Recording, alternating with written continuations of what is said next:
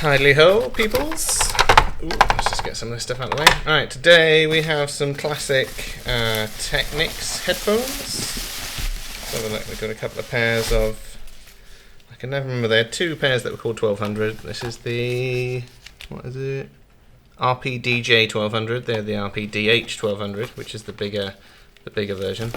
And apparently we've got two with knackered cables and one with knackered pads. I'm not sure we've got any pads that will fit, but I'm sure they're quite easy to order. So the difficulty is going to be changing the cable. The cables don't look too bad. So yeah, the cables don't look all torn or anything, but I'll just have to check them over, see what we're dealing with. Now, I don't have the original cable for these, but we have got a cable that will fit, hopefully. Let's just get these untangled. Okay. Alright. Just gonna get the meter out, see what we're reading. I have seen some people say that you shouldn't measure headphones with a multimeter, but like with a modern digital meter, they're not outputting very much power, so you're relatively okay. Okay, so we're getting 53 ohms on that one, and we're getting weird readings on the other one. Yeah, so there is some kind of break in the cable on that one, I think, or possibly a knackered driver. And on this other one, we're getting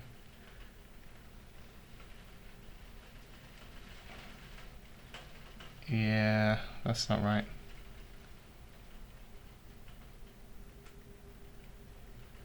No, we're getting some very odd readings from both of them. You'd expect it to settle down to whatever these are, 32 ohms or whatever, but it was reading some pretty high impedances, which might have just been measuring my body. I might have been touching them. So on these, I don't know if you've seen these before, but you've got locking hinges, which I like. So you've got the swivel hinges, and then you switch that and it locks. It's a nice feature that you don't see on many headphones anymore. Like, this is back from the days when DJs ruled the world and they had the fanciest headphones. Yeah, I like that. It's a nice little feature. Obviously it's added complexity and it's going to make them more difficult to pull apart, but hey, it's a nice design feature. Okay, so we're going to start the way we always start, by pulling the pads off, and then if I pull the one off with the cable, we can remove the cable and test that separately to see if that's the problem that we're having. Okay, it's been a long time, probably 8 or 9 years since I've done a pair of these, but what I remember is Technics aren't bastards. They've stuck a bit of foam over the screws, but what's nice is they've got little arrows indicating where the screws are. So it's not like they're hiding them. They've clearly done that for some reason. But yeah, I like the fact that you don't have to investigate too far. They've got little arrows there so you can see where they are. So there you go, beneath that arrow there is a screw. Thank you, Mr. Technics.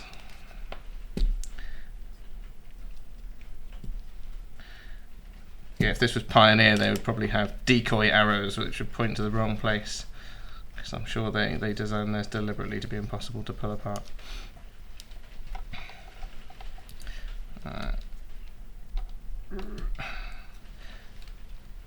Just peel this up. Ooh, can I get my screwdriver in? Yep. Okay. Yeah, this is going to be probably a surprise to me pretty much. It's been a long time. I can't really remember what I'm dealing with here. Okay, so so it's a bit like with the Beyerdynamics, where they use the left driver to loop through. Let's have a look. So this is the main cable coming in, and you've got the ground, which then links through to the headband cable there. You've got the positive, which loops through to the headband cable from this one, and this is the positive for this driver. So you've got a little separate section there. I don't know if you can see that, You've got a separate section there which isn't connected, which is just used for looping through to the headband, and this side is the negatives. So what I'm going to do is I'm going to unsolder the main cable, and then I can test the cable separately to see if that's causing the issue. And if it's not the cable, then unfortunately this is probably not something I'm going to be able to fix, because I don't have access to the parts for it.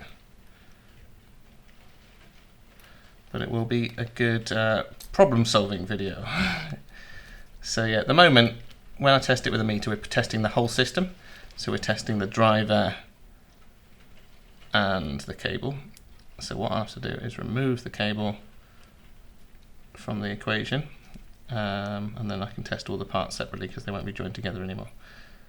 Okay, is that everything? That's everything. Right, so that's the main cable off. Okay, so what I'm going to do is I'm going to get my meter, I'm going to set it to continuity. I'm going to press the little button that makes it go beep. Most meters you don't need to press a button, but on this fluke one you do for some reason. Okay, just going to turn my soldering iron off. Okay, so on here you have left positive, right positive, ground.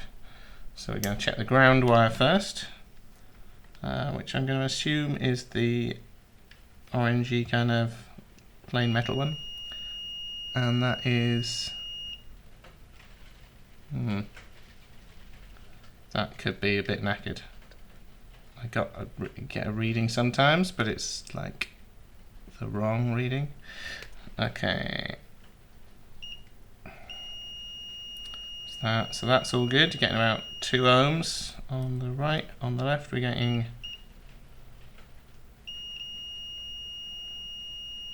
2 ohms. So yeah, so I think the ground wire on this cable is frubed, which would mean it's probably fixable. Woo! Okay, so that's good. Otherwise this would be a really boring video. Okay, so this, as you can see, is held in, it's knotted, and then it goes through this little series of wibbly wobbly wobs to give it a bit of strain relief. So it's pretty easy to get out, and we should be able to replace that. So I'm just going to undo the knot, remove that. There you go. So that's the old cable, knacked, and I reckon a Beyerdynamc cable will fit. It's about the right thickness to go through that hole, which is good. So what I'm going to do is I'm just going to chop off the end here that it usually uses, run that through there, tie it off, blah blah blah blah blah. Right, let's do this thing. Okay, so snippy snippy.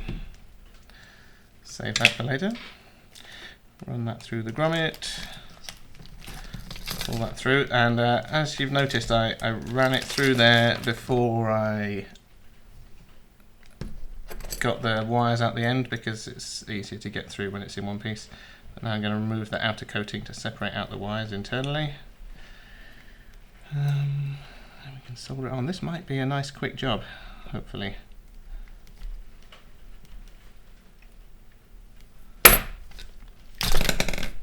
Right, so on these new Beyerdynamc cables, as you can see, they are reinforced with Kevlar, which should hopefully stop them from breaking as easily.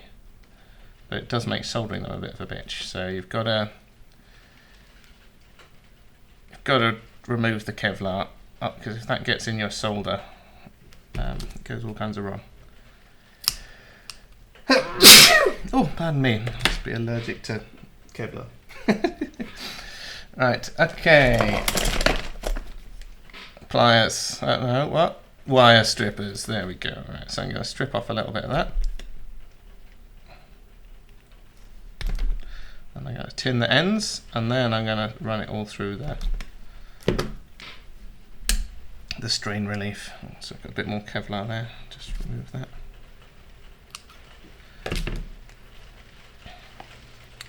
Yeah, Kevlar's amazing stuff. I don't know if you've ever messed around with it, but it is so strong. I remember we were reinforcing something with it, and bought a little reel of Kevlar thread, a bit like cotton, but made of Kevlar. And on the outside of the reel, it warned you, don't try and break it with your fingers.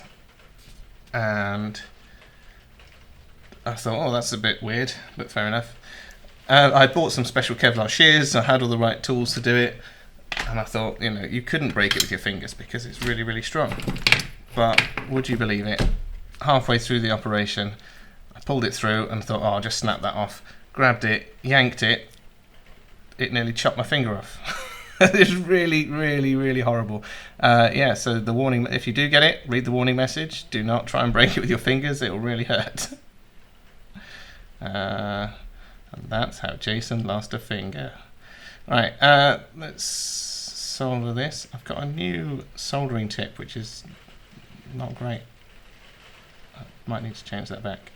Alright, so I'm just tinning the ends. What I'm doing is I'm just got a little blob of solder, and I'm just kind of letting that soak in, because most headphone cables are a kind of lit wire, so you need to melt off the coating around the copper strands to get a really good solder joint. I have heard there is a trick that you can do. So if you're trying to solder one of these headphone cables that's got a coating over the copper and it's just not soldering, apparently if you solder it resting on an aspirin, that works better. Apparently the aspirin kind of breaks down and releases some kind of acid that eats away the coating while you're soldering. I've never tried it. It might be an urban legend, but I've seen it written several places on the tinterwebs, and you know, everything on the internet's true. That's the first thing you learn. Right, okay, so now how much of this do I want? Let's get the old cable and kind of measure it up. Okay, yeah, that's about right. That's good.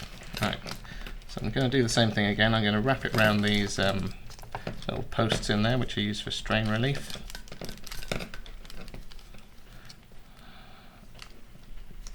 And then I should probably knot it. Where do I need to knot it? About there.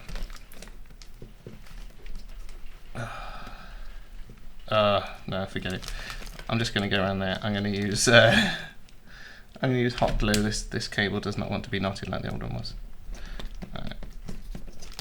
There we go. So that's through all the strain relief there. And what I'm going to do is I'm just going to warm up the hot glue gun while I solder the driver back on, and then that should go over here, and hopefully that will be all good. So now we need to remember how on earth this thing went back together. So we got the headband cable already on there,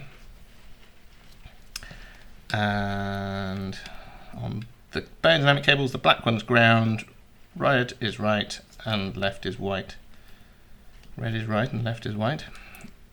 Okay, let's solder the ground on first.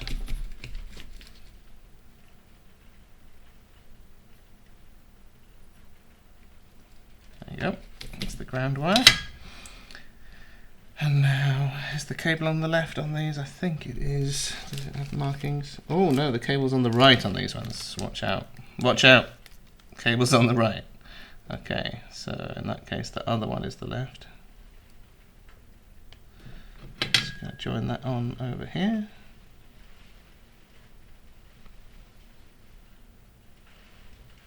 There we go. I've just got the positive for the right one. For that I might use some micro manipulators just to get the wire in the right place.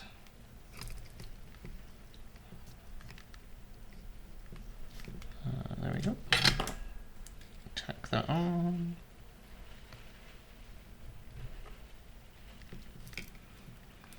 Right.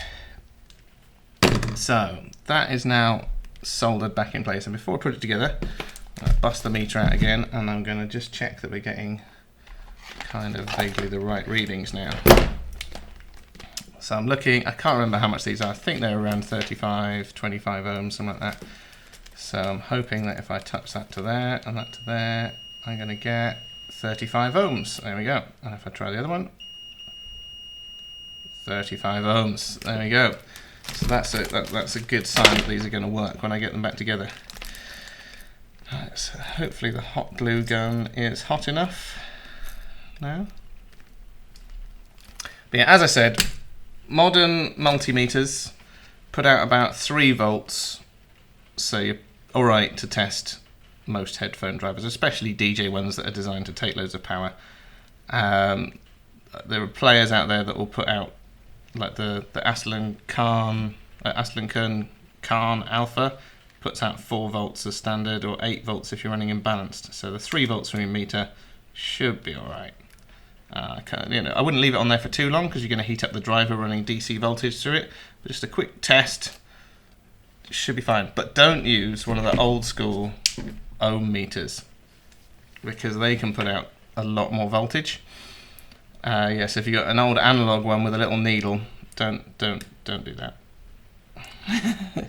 But new meter, digital meter should be fine. I've not heard, I know we've tested a lot of headphones, we've never had any issues,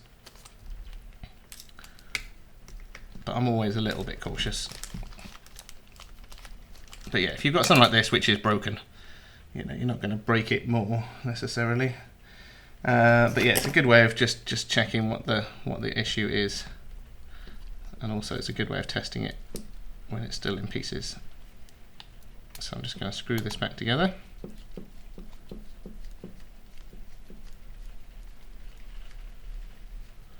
Oh, this doesn't seem to be screwing. Is that right?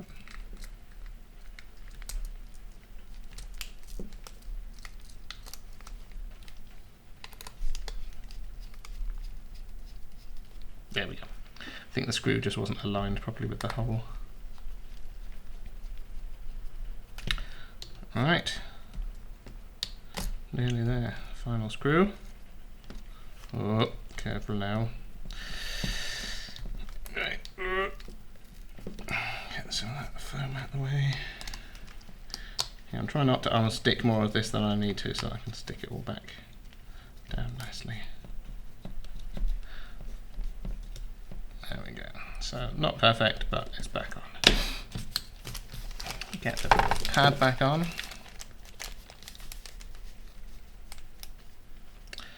And then the pads on these, like a lot of headphones, go into this groove on the side, because these are quite old and saggy pads. Might not go back on nicely. Ooh. Yeah, look, it's kind of had it, that pad. I'm going to check if we've got any pads, because we might have some pads that will fit this, which will make my life easier and make these look a bit nicer. So we're done. We've got one that works. Well, thank you very much. That is how you change the driver on some Technics RPDJ1200s. It wasn't too bad. Like, subscribe, comment, the normal things that you would do.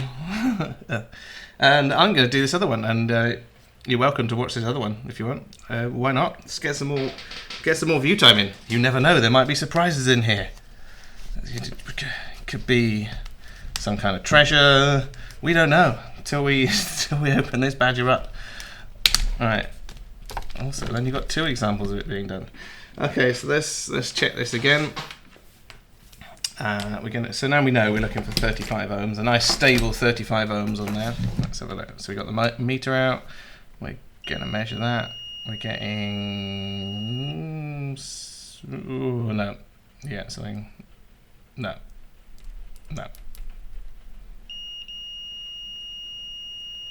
Yeah, it's interesting. What I've done there is I've measured between the left and right, and I'm getting 65 ohms, which is about right. For both of the drivers in series. So again, it's the earth wire on this that's knackered. Do you reckon it's something to do with the jacks? Don't know. No, it's very strange. Yeah, same problem. Must be a thing with these cables. Perhaps the ground wires just give in. Okay, so again, handy arrows that tell me where to pick away at the sticky stuff.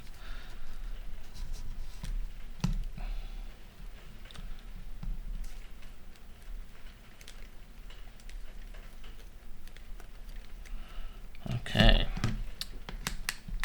I'm getting deja vu. It's like I've done this before, like 10 minutes ago. Okay, next one. So anyway, yeah, it's only going to be the hardcore that are watching this part, because if you want to know how to do it, you will have seen that in the first part. So thank you very much for sticking with us and listening to my dulcet tones as I dismantle very old headphones. Please do leave a comment, because, like, you know, it's Corona times at the moment.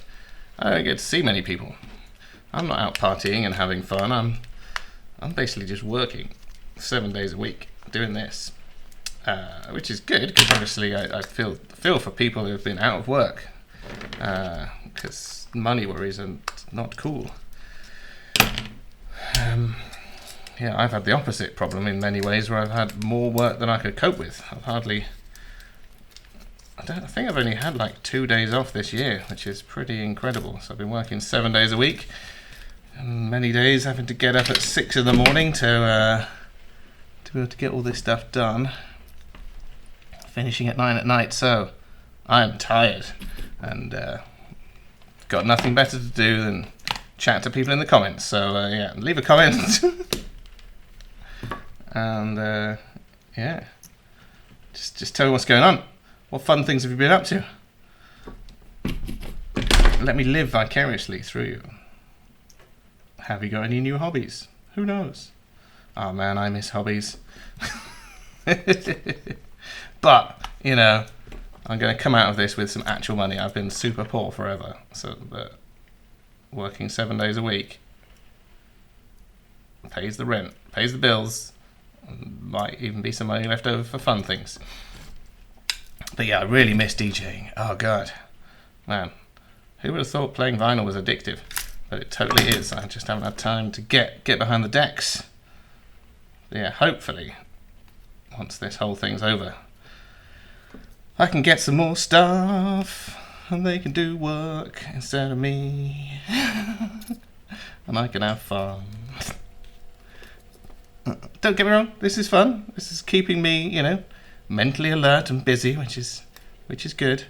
And obviously, chatting nonsense to you peeps who are stupid enough to be watching this, that's brings me joy. So thank you for joining me on this otherwise uneventful journey. Okay, so here we go. We're in again. It's like a little maraca.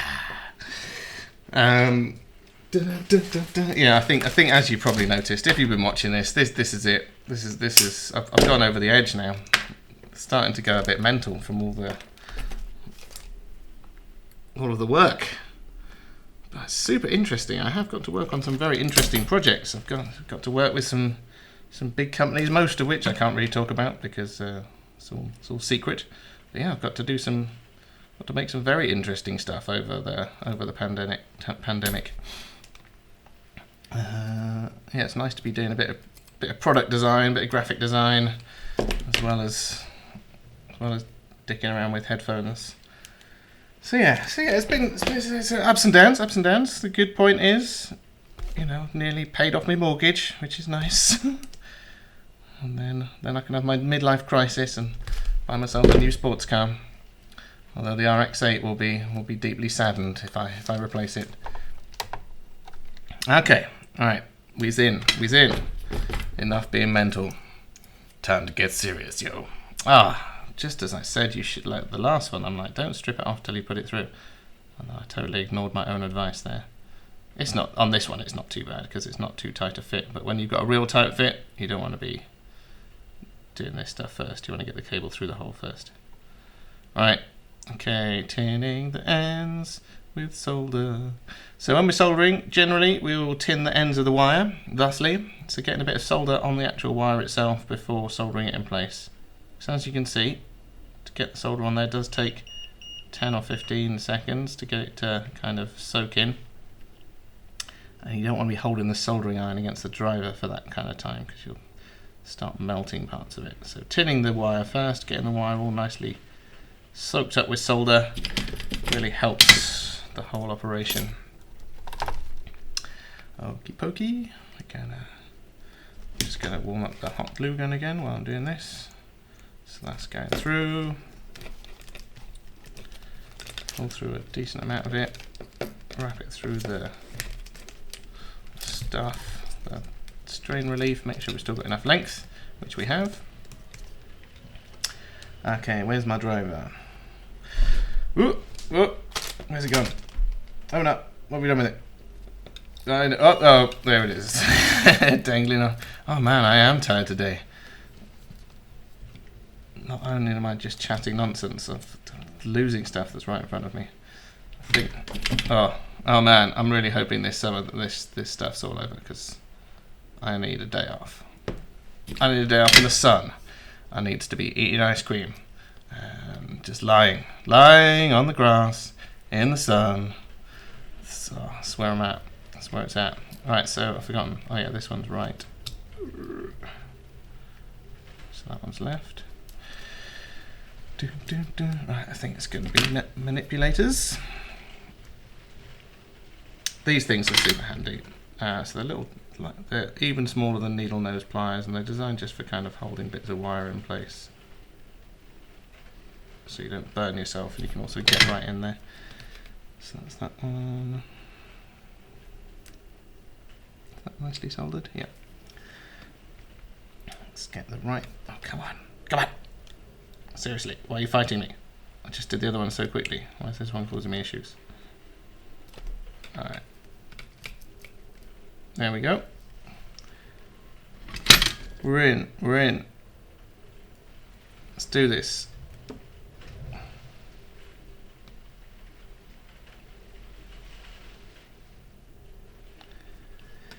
Nope. Oh! Why you no work? Come on. Don't mess with me here. I'm on the edge. Don't mess with me. Okay.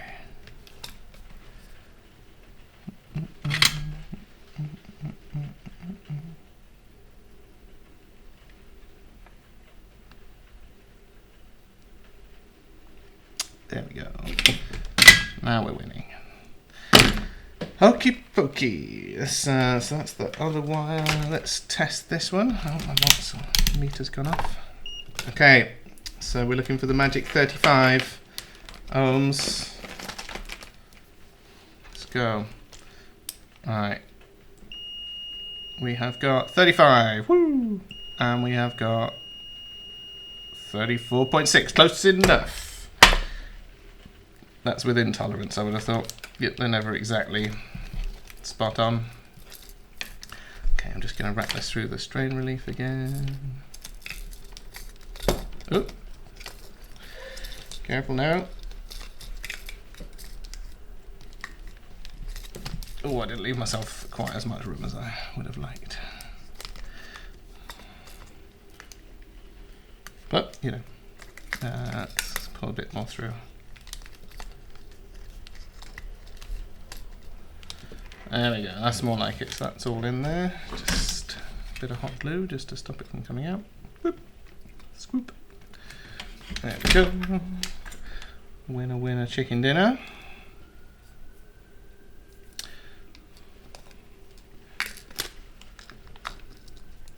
There we go.